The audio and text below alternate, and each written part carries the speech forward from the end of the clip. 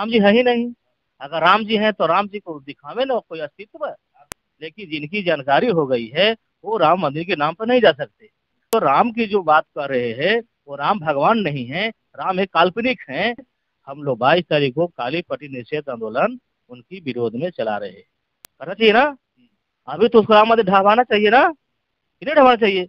वो जल्दी ही केस के हेयरिंग करे। खुदाई में राम का अस्तित्व नहीं निकला, वहां पे बुद्ध की ही अस्तित्व निकला। ब्राह्मण सरकार जो है बाबरी मस्जिद हटा करके और अभी वो राम मंदिर जो बैठाए हुए हैं। नमस्कार, मैं इब्राहिम रजा और आप देख रहे हैं सच्चाई ना न्यूज। अभी हम आप सभी को बताते चले कि 22 जनवरी के दिन राम मंदिर में राम लला प्रवेश कर रहे हैं। बहुत ही खुशी की बात है कि उस दिन हमारे देश के माननीय प्रधानमंत्री श्री नरेंद्र मोदी जी वहां पे आने वाले हैं उद्घाटन के लिए। और साथ ही साथ बता दें कि बॉलीवुड इंडस्ट्री से बहुत सारे एक्टर्स और आने वाले हैं। तो आइए हमारे साथ आज बाम सेफ संगठन के प्रचारक कमेश राम जी मौजूद हैं। आइए इनसे बात करते हैं कि ये क्या कहना चाहते हैं। सर, सबसे पहले आपका स्वागत है।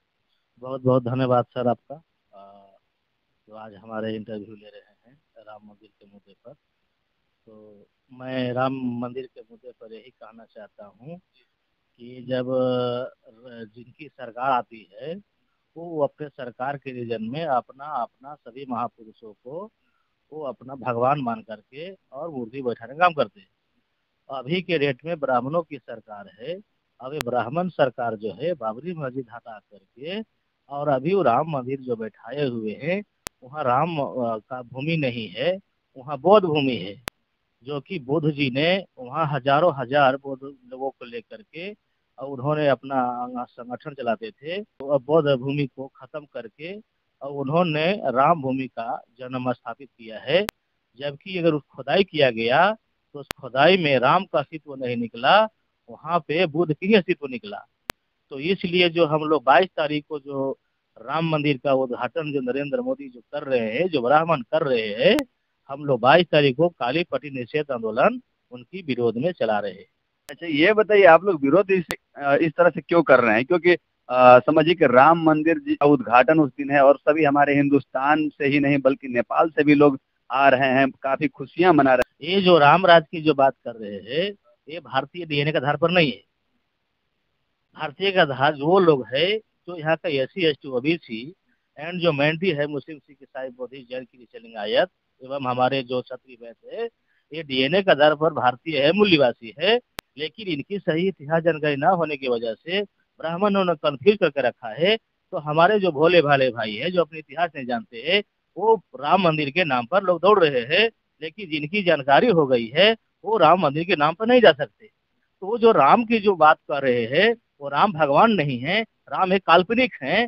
जिनकी हमारे ललित सिंह यादव ने और हमारे पेरियार रामास्वामी ने केस लड़ाई लड़े हैं, जिसका केस नंबर 412 नंबर है। तो आप जो कह रहे हैं कि नहीं देश विदेश के लोग भी आ रहे हैं, तो भारतीय लोग नहीं आ रहे हैं, वो विदेशी लोग आ रहे हैं और विदेशी समर्थन कर रहे हैं। ऐसा हमने इनका डीएनए के आधार पर मैं घोषित कर रहा हूँ कि विदेशी लोगों ने ला करके और राम मंदिर का जो स्थापित कर रहे हैं ये सारा का सारा गलत है, एक सही सही नहीं है। अगर उनकी जांच करना है तो जांच करके और खुदाई करा के देख ले कि वहाँ राम मंदिर का कोई अस्तित्व निकलता है। अगर निकलता है तो मैं खुली चुनौती देता हूँ कि आप राम मंदिर बना सकते हैं। हैं। क्या आपको लग रहा है कि वहाँ पे राम नहीं है? राम वहाँ है ही नहीं। वहाँ पे कौन है? राम नहीं है तो कौन? राम वहाँ बौद्ध बौद्ध जी है, बौद्ध जी का अस्तित्व निकला हुआ है। वहाँ बौद्ध बुद्ध का बहुत अस्तित्व निकला। इसका बुद्धिस्ट लोगों ने सुप्रीम कोर्ट में केस भी किया है। हाँ, इसलिए वो जो कर रहा है वो जबरन कर रहा है और हमारे भाई मुसलमान को। सुप्रीम कोर्ट से आदेश मिलने के बाद ही तो आखिर राम मंदिर बनाया गया और अब उद्घाटन भी होने वाला है। सुप्रीम कोर्ट में जितने भी बैठे हुए लोग जजस हैं वो सारे के सारे ब्राह्मण हैं, समझ गए? वो जज अगर न्यायाधीश होते तो अभी के डेट में बुद्ध जी की जो खुदाई हुई और जब बुद्धिस्ट लोगों ने केस किया उस पर अभी तक सुप्रीम कोर्ट क्या कर रहा है? करना चाहिए ना? अभी तो उसको राम मंदिर ढहवाना चाहिए ना, कि नहीं ढहवाना चाहिए? वो जल्दी ही केस के हेयरिंग करे और हेयरिंग करके डिसीजन करके राम मंदिर हटवावे, तब ना जज को मानेंगे। राम मंदिर हटवाने के लिए बनाया जा रहा है, हटवाने के लिए? हाँ, राम मंदिर वो जो बनवाने की जो बात वो कर रहे हैं वो हम लोग भारत के मूल निवासी के साथ इस देश में बहुत बड़ा शोषण करने का एक बहुत बड़ा उनके कारण है इस देश में पहले मनुस्मृति लागू थी तो शोषण किया गया। आज भारत में ईवीएम की वजह से एससी एसटी ओबीसी और माइनॉरिटी के क्षत्रिय के साथ शोषण किया जा रहा है। ईवीएम जो है, ईवीएम की वजह से हमारी अधिकार खत्म हो रहा है और वो जबरन अपना वो राम मंदिर बना रहा है और जबरन उद्घाटन कर रहा है। ये नहीं कि भारत का 85% 90% मूल निवासी लोग इनकी समर्थन में हैं। मोदी जी जो प्रधानमंत्री हैं वो नरेंद्र मोदी जनमत की औलाद नहीं है, राम जी है ही नहीं। अगर राम जी हैं तो राम जी को दिखावे ना कोई अस्तित्व। आप इस तरह से बोल रहे हैं कि राम जी है नहीं, अब राम मंदिर भी बन गया, उद्घाटन भी हो रहा है, ऐसे आप बात कर रहे हैं? अरे बाबा मेरे, आपको तो मैं बोल रहा हूँ कि मेरे महापुरुषों ने, पेरियार रामास्वामी और मानवर ललय सिंह यादव ने लड़ाई लड़के के high court, Allahabad high court लड़ाई लड़े, सुप्रीम कोर्ट लड़ाई लड़े और लड़ करके और उन्होंने जीत हासिल किया, जिसका केस नंबर 412 है। आप केस नंबर 412 आप खोज सकते हैं, मेरे पास भी है, कहीं तो सबूत भी देंगे। आप जिस तरह से बयान दे रहे हैं, आपको नहीं लग रहा है कि सनातनियों के भावनाओं को आहत पहुंचाने का आप काम कर रहे हैं? सनातनी धर्म जो है ये ब्राह्मण धर्म नहीं है। ये बुद्धा का जाता कथा से ब्राह्मण ने चुरा के सनातन धर्म बोल रहा है। ब्राह्मण का कोई धर्म ही नहीं है। ब्राह्मण धर्म अगर कोई है तो सिद्ध करे कि ब्राह्मण धर्म कौन है। जो राम मंदिर का जो ट्रस्ट बना हुआ है उस ट्रस्ट में एससी एसटी ओबीसी और माइनॉरिटी लोगों को, क्षत्रिय वैश्य को किसी की नहीं रखा गया है। वो ट्रस्ट में जितने भी हैं वो सारे के सारे ब्राह्मण है और ब्राह्मणों का दुकान है वो। ट्रस्ट में यानी कि एसटी ओबीसी एससी किसी का नहीं? वो किसी का नहीं है और रखेंगे नहीं, क्योंकि वो दुकान है। तो दुकान को अभी चाहेंगे ब्राह्मणों की एससी एसटी को हम दुकान देकर के उसको मजबूत करें? तो कभी नहीं चाह सकते ना।